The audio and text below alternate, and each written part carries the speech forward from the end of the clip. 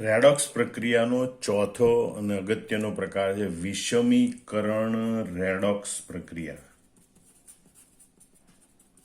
અથવા આપણે કહીએ વિષમીકરણ પ્રક્રિયા. તો વિષમીકરણ પ્રક્રિયા એક પ્રકારની વિશિષ્ટ રેડોક્સ પ્રક્રિયા છે જેમાં એક જ તત્વની એક જ ઓક્સિડેશન અવસ્થાનું હોય એનું બે જુદી જુદી ઓક્સિડેશન અવસ્થામાં રૂપાંતરણ થાય. એટલે કે એક ઓક્સિડેશન અવસ્થા વધારે હોય, બીજી નીચી હોય. એટલે કે એક જ તત્વનું ઓક્સિડેશન પણ થાય, રિડક્શન પણ થાય. બંને પ્રક્રિયા એક જ તત્વ માટે એક સાથે થાય. તો એ પ્રક્રિયાને વિષમીકરણ પ્રક્રિયા કહેવાય. તો આપણે સૌથી પહેલા એનું ઉદાહરણ લઈએ, ઉદાહરણ દ્વારા સમજવાનો પ્રયત્ન કરીએ. દાખલા તરીકે હાઇડ્રોજન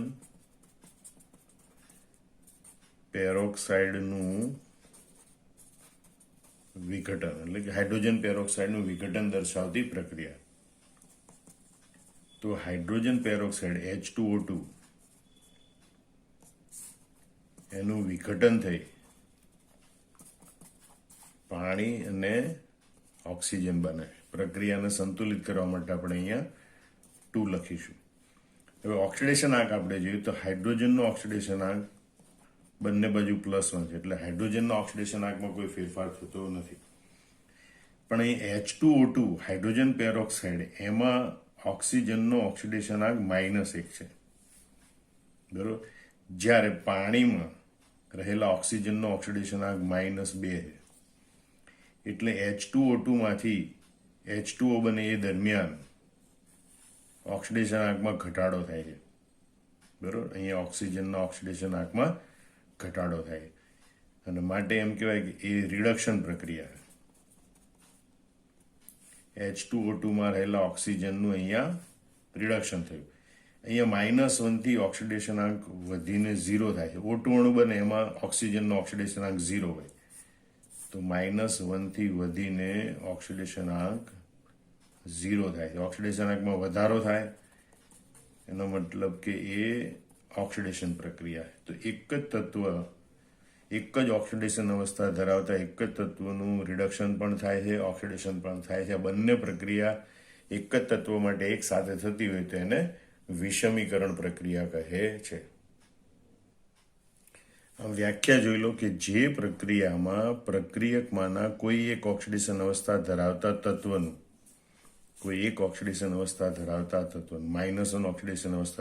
તત્વનું ઓક્સિડેશન અને રિડક્શન બંને એક સાથે થતું હોય, ઓક્સિડેશન રિડક્શન બંને એક સાથે થતું હોય તો તેને વિષમીકરણ પ્રક્રિયા કહે છે, અથવા વિષમીકરણ રેડોક્સ પ્રક્રિયા કહે છે. ફરતી બરોબર મગજમાં ગોઠવી લો. પ્રક્રિયકમાંના કોઈ એક ઓક્સિડેશન અવસ્થા ધરાવતા તત્વનું અથવા તો પ્રક્રિયકમાંના કોઈ એક તત્વનું ઓક્સિડેશન અને રિડક્શન બંને એક સાથે થતું હોય તો તેને વિષમીકરણ રેડોક્સ પ્રક્રિયા કહે છે. હવે એવું કયું તત્વ હોય કે જ્યાં વિષમીકરણ પ્રક્રિયા દર્શાવી શકે? તો કે ભાઈ આવી પ્રક્રિયામાં ભાગ લેતા પ્રક્રિયકોમાંનું કોઈ એક તત્વ ઓછામાં ઓછી 3 ઓક્સિડેશન અવસ્થા પ્રાપ્ત કરી શકતું હોવું જોઈએ, બરોબર. કારણ કે જે મધ્યવર્તી ઓક્સિડેશન અવસ્થા એ વધે અને ઘટે, એટલે મધ્યવર્તી એનાથી કરતા ઉચ્ચ ઓક્સિડેશન અવસ્થા, એના કરતા નિમ્ન ઓક્સિડેશન અવસ્થા, અને ઓછામાં ઓછી 3 ઓક્સિડેશન અવસ્થા તો હોવી જોઈએ. ઓક્સિજનની ઓક્સિડેશન અવસ્થાઓ -2, ઉપરાંત પેરોક્સાઇડમાં -1, ઓક્સિજન તત્વોમાં O, ફ્લોરિન સાથેના સંયોજનોમાં +2+1. આમાં ઓક્સિજન છે 5 ઓક્સિડેશન અવસ્થાઓ ધરાવે. એમાં ફ્લોરિન સિવાયના સંયોજનોમાં આ 3 ઓક્સિડેશન અવસ્થાઓ ઘણીવાર જોવા મળે, -2, -1, 0, બરોબર. સામાન્ય ઓક્સાઇડ સંયોજનોમાં -2, પેરોક્સાઇડ અથવા પેરોક્સીબંધ ધરાવતા સંયોજનોમાં ઓક્સિજનની ઓક્સિડેશન અવસ્થા -1, અને તાત્વિક O2 અણુમાં ઓક્સિજનની ઓક્સિડેશન અવસ્થા 0 હોય છે, બરોબર. આમ વિષમીકરણ પ્રક્રિયા માટે બરોબર યાદ રાખજો કે આવી પ્રક્રિયામાં, એટલે કે વિષમીકરણ પ્રક્રિયામાં ભાગ લેતા પ્રક્રિયકોમાંનું કોઈ એક તત્વ એવું હોય છે કે જે ઓછામાં ઓછી 3 ઓક્સિડેશન અવસ્થા પ્રાપ્ત કરવાની ક્ષમતા ધરાવતું હોય છે. આ પ્રક્રિયકમાં રહેલું તત્વ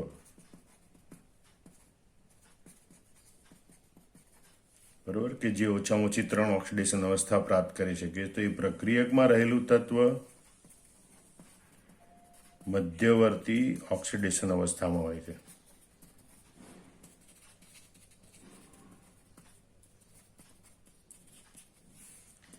અને પ્રક્રિયા દરમિયાન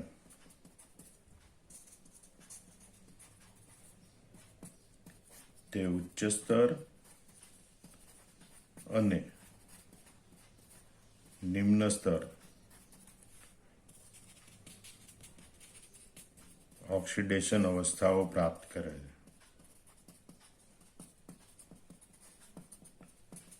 તો આ વિષમીકરણ પ્રક્રિયાની ખાસિયત યાદ રાખવાની, બરાબર. તત્વ પોતે મધ્યવર્તી ઓક્સિડેશન અવસ્થામાં હોય. અહીંયા ઓક્સિજન તત્વ છે -1 ઓક્સિડેશન અવસ્થામાં છે હાઇડ્રોજન પેરોક્સાઇડમાં, અને ત્યારે પાણીમાં -2 નિમ્નતર ઓક્સિડેશન અવસ્થા અને 0 ઉચ્ચતર ઓક્સિડેશન અવસ્થામાં રૂપાંતરિત પામે છે, બરાબર. એટલે પ્રક્રિયામાં રહેલું તત્વ મધ્યવર્તી ઓક્સિડેશન અવસ્થામાં હોય છે અને પ્રક્રિયા દરમિયાન તે ઉચ્ચ સ્તર અને નિમ્ન સ્તર ઓક્સિડેશન અવસ્થાઓ પ્રાપ્ત કરે છે. તો એવી પ્રક્રિયાઓ છે એ વિષમીકરણ રેડોક્સ પ્રક્રિયાઓ કહેવાય. અહીંયા હાઇડ્રોજન પેરોક્સાઇડ, આ ઉદાહરણમાં હાઇડ્રોજન પેરોક્સાઇડમાં રહેલો ઓક્સિજન કે જે -1 ઓક્સિડેશન અવસ્થા ધરાવે, બરાબર, તે શૂન્ય ઓક્સિડેશન અવસ્થાવાળા O2માં, શૂન્ય ઓક્સિડેશન અવસ્થાવાળા O2માં અને -2 ઓક્સિડેશન અવસ્થાવાળા H2Oમાં ફેરવાય છે. એટલે કે અહીં હાઇડ્રોજન પેરોક્સાઇડમાં રહેલા ઓક્સિજનનું વિષમીકરણ થાય છે. આમ આ હાઇડ્રોજન પેરોક્સાઇડનું વિઘટન એ એક વિષમીકરણ પ્રક્રિયાનું ઉદાહરણ છે. આ જ રીતે ફોસ્ફરસ, સલ્ફર અને ક્લોરીનનું પણ આલ્કલાઇન માધ્યમમાં વિષમીકરણ થાય છે. તો સૌથી પહેલા આપણે ફોસ્ફરસની વાત કરીએ, બરાબર. તો P4 phosphorus plus 3OH- plus 3H2 આ સમીકરણ ખાસ યાદ રાખજો, બરાબર. ઇટ ગીવ્સ, વિષમીકરણ પ્રક્રિયાનું ઉદાહરણ આપવાનું હોય તો આ સમીકરણ યાદ રાખવાનું. 133 આ ફોસ્ફરસ છે, એમાંથી ફોસ્ફીન PH3 બને જે વાયુ સ્વરૂપ હોય, પ્લસ H2PO2- હાઇપોફોસ્ફેટ આયન બને. ફોસ્ફરસ છે એની આલ્કલાઇન માધ્યમમાં એટલે કે બેઝિક માધ્યમમાં પ્રક્રિયા થાય તો આ રીતે ફોસ્ફીન અને હાઇપોફોસ્ફેટ બને. એમાં ફોસ્ફરસનો ઓક્સિડેશનાંક 0 છે. ફોસ્ફીનમાં ફોસ્ફરસનો ઓક્સિડેશનાંક -3 છે, બરાબર. હાઇડ્રોજનનો +1 હોય, +1 × 3 એટલે +3. એને તટસ્થ કરવા માટે ફોસ્ફરસનો ઓક્સિડેશનાંક -3 હોય. એ રીતે H2PO2-, બરાબર, 2 દુ -4, -4 +2 એટલે -2, -2 પેલી બાજુ જાય તો +2 થાય, +2 - 1, બરાબર, +2 - 1 એટલે +1. એટલે H2PO2- માં ફોસ્ફરસનો ઓક્સિડેશનાંક +1 હોય છે. હવે તમે જો ફોસ્ફરસમાંથી ફોસ્ફીન બને એ દરમિયાન ઓક્સિડેશન આંકમાં ઘટાડો થાય છે, એટલે એ પ્રક્રિયા એ રિડક્શન પ્રક્રિયા છે. એટલે એમાં ફોસ્ફરસનું રિડક્શન થાય છે. જ્યારે ફોસ્ફરસમાંથી હાઇપોફોસ્ફેટ બને એ દરમિયાન ઓક્સિડેશન આંક 0 થી વધીને +1 થાય છે. ઓક્સિડેશન આંકમાં વધારો થાય એ પ્રક્રિયાને ઓક્સિડેશન પ્રક્રિયા કહેવાય. આમ ફોસ્ફરસનું રિડક્શન, ઓક્સિડેશન બંને એક સાથે થાય છે, એટલે કહી શકાય કે ભાઈ ફોસ્ફરસનું આ પ્રક્રિયામાં વિષમીકરણ થાય છે. આમાં ફોસ્ફરસની આ પ્રક્રિયા એ વિષમીકરણ રેડોક્સ પ્રક્રિયા છે. બીજી આપણે સલ્ફરની પ્રક્રિયા જોઈએ. વિષમીકરણ બધા સલ્ફર S8 સોલિડ એ આલ્કલાઇન માધ્યમમાં સલ્ફાઇડ અને થાયોસલ્ફેટમાં રૂપાંતર પામે છે. 12OH- aqueous 1 બાર, બરાબર. અહીં 133 યાદ રાખવાનું હતું, અહીં તગડો લખવાનો રહી ગયો. 133 સમીકરણ યાદ રાખવા માટે અહીંયા 1 બાર અથવા તો 112 426 સલ્ફરનું સલ્ફાઇડ આયન S2- આયન અને S2O32- થાયોસલ્ફેટ આયનમાં રૂપાંતરણ થાય છે. પ્લસ સમીકરણ સંતુલિત કરવા માટે અમુક H2O ના અણુ ઉમેરવા પડે. 1/426 બરોબર. તો અહીંયા સલ્ફરનો ઓક્સિડેશન અંક તત્વ છે એટલે 0 છે. S2 માઇનસ સલ્ફાઇડ આયનમાં એનો ઓક્સિડેશન અંક -2 છે. જ્યારે S2O3 2 માઇનસ એમાં સલ્ફરનો ઓક્સિડેશન અંક 3 દુ 6, 6 માંથી 2 જાય તો 4, 4/2 એટલે +2. આમાં સલ્ફરનો ઓક્સિડેશન અંક +2 હોય. તો સલ્ફરમાંથી સલ્ફાઇડ આયન બને એ દરમિયાન ઓક્સિડેશન આયનમાં ઘટાડો થાય એટલે રિડક્શન પ્રક્રિયા છે. થાયોસલ્ફેટ આયન બને, યાદ રાખજો નામ, થાયોસલ્ફેટ આયન બને તો ઓક્સિડેશન આંકમાં વધારો થાય, એ ઓક્સિડેશન પ્રક્રિયા છે. આમાં સલ્ફરનું ઓક્સિડેશન પણ થાય છે, રિડક્શન પણ થાય છે. માટે આ સલ્ફરની વિષમીકરણ રેડોક્સ પ્રક્રિયા છે. હવે ક્લોરીનની વિષમીકરણ પ્રક્રિયાની આપણે વાત કરીએ તો ક્લોરીનનું વિષમીકરણ આલ્કલાઇન માધ્યમમાં થાય તો Cl2 + 2OH-. ક્લોરીનનું ક્લોરાઇડ અને હાઇપોક્લોરાઇટ, ક્લોરાઇડ આયન અને હાઇપોક્લોરાઇટ આયન ClO- આયનમાં રૂપાંતરણ થાય છે +H2O. અહીં ક્લોરીનનો ઓક્સિડેશન અંક 0 છે. ક્લોરાઇડ આયનમાં ક્લોરીનનો ઓક્સિડેશન અંક -1 છે અને હાઇપોક્લોરાઇટ આયનમાં ક્લોરીનનો ઓક્સિડેશન અંક +1 છે. બરોબર. તો અહીંયા 0 થી ઓક્સિડેશન અંક ઘટી -1 થાય તો એ પ્રક્રિયા એ રિડક્શન પ્રક્રિયા છે. જ્યારે હાઇપોક્લોરાઇટ આયન બને ત્યારે ક્લોરીનનો ઓક્સિડેશન અંક વધી +1 થાય એટલે એ ઓક્સિડેશન પ્રક્રિયાનું ઉદાહરણ છે. આમાં આ ક્લોરીનની વિષમીકરણ પ્રક્રિયા છે. આ ઠંડા જલીય દ્રાવણમાં ક્લોરીનની આ રીતે વિષમીકરણ પ્રક્રિયા થાય. પણ જો ગરમ જલીય દ્રાવણ હોય આલ્કલાઇન માધ્યમમાં તો ક્લોરીનની વિષમીકરણ પ્રક્રિયામાં ક્લોરીનમાંથી ક્લોરાઇડ આયન બને તેમજ ક્લોરેટ આયન બને ClO3-. આલ્કલાઇન માધ્યમમાં પ્રક્રિયા થાય, સંતુલિત કરવા માટે OH અને H2O ઉમેરવા પડે. આ પ્રક્રિયાના નંબર યાદ રાખવાના 36, 513. બરોબર. તો અહીંયા પણ ક્લોરીનનો ઓક્સિડેશન અંક 0 છે, જે ઘટીને -1 થાય એટલે કે અહીંયા ક્લોરીનમાંથી ક્લોરાઇડ બને ત્યારે રિડક્શન પ્રક્રિયા થાય અને ક્લોરેટ આયન બને 3 દુ 6 -1 એટલે +5. બરોબર. તો ઓક્સિડેશન આંકમાં અહીંયા વધારો થાય ક્લોરેટ આયન બને ત્યારે. એ પ્રક્રિયા એ ઓક્સિડેશન પ્રક્રિયા છે. આમ ક્લોરીનની પ્રક્રિયા ઠંડા માધ્યમમાં અને ગરમ માધ્યમમાં જુદી જુદી રીતે થાય છે. બરોબર. પણ બંનેમાં વિષમીકરણ પ્રક્રિયા થાય. અહીંયા જે આ પ્રક્રિયા છે ક્લોરીનમાંથી Cl- ને ClO- બને. બરોબર. તો ક્લોરીનમાંથી ClO- બનવાની પ્રક્રિયામાં નિર્માણ પામતું હાઇપોક્લોરાઇટ એટલે કે ClO- એ ઘરેલું બ્લીચિંગ પ્રક્રિયક તરીકે વપરાય છે.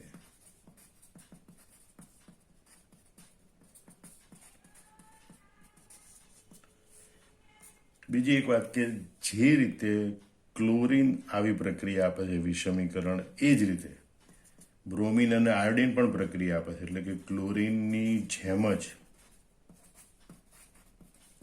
ઉપર મુજબ બ્રોમિન અને આયોડિનનું પણ વિષમીકરણ થાય છે.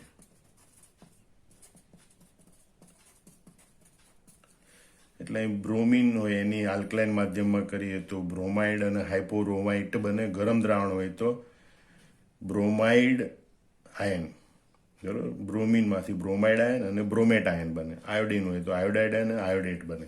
એટલે ક્લોરીનની જેમ જ બ્રોમિન અને આયોડિન પણ વિષમીકરણ પ્રક્રિયાઓ આપે છે. પરંતુ ફ્લોરિન છે એ આવી પ્રક્રિયા દર્શાવતું નથી. ફ્લોરિન જ્યારે આલ્કલાઇન માધ્યમમાં પ્રક્રિયા કરે ત્યારે ક્લોરીન, બ્રોમિન, આયોડિન જે વલણ દર્શાવે છે એ વલણમાંથી વિચલન દર્શાવે છે. બરોબર. એની પ્રક્રિયા આ પ્રમાણે હોય: 2F2 + 2OH- gives 2F- + OF2 plus H2O. આ પ્રક્રિયા દરમિયાન થોડા પ્રમાણમાં ઓક્સિજન ઉત્પન્ન થાય. આ વિષમીકરણ પ્રક્રિયા ફ્લોરિન આપતું નથી, બરોબર. તો એના માટેનું કારણ એ છે કે ભાઈ, કારણ કે ફ્લોરિન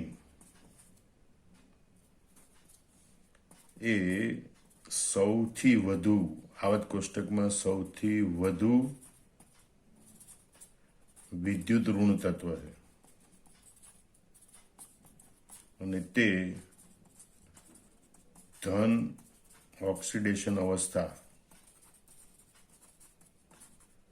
પ્રાપ્ત